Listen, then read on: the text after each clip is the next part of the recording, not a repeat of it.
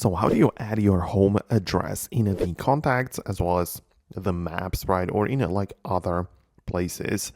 Let's talk about it. If you're new on Foxtecc, most definitely subscribe so you never miss anything important. Anyways, what you can do is to open up your contacts application as usual. And at the top of the list, you will be able to see your card. Like you can see your first name, last name. It's like your profile within the contacts.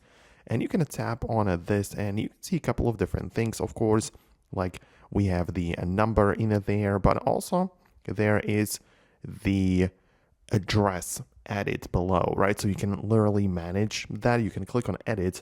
And in here, you have the ability to update your mobile number or add a different phone numbers if you have them. But as well, when you scroll down a little bit, you might be able to find your address, right? So perhaps your device will kind of add it in there on its own based on some suggestions or your location. It depends on your settings, but if not, you still have the ability to tap on add address in here and literally just type in whatever street, city, state, country, whatever is going on, right? You can just add it like that.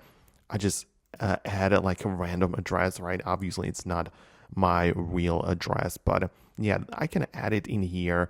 So let me know what you think about that below in the comments. Let me know if it worked out for you, right? When it comes to like adding the hometown to your maps, it depends on which map application you are using. Of course, inside of the Google Maps, you have the ability to set up the home as well as in the Apple Maps where you open it up like this and you can see we have the places, tap on home and literally just set up your home in here. And the same thing can be done through the Google Maps where as well you set up your home address by clicking on the like home icon.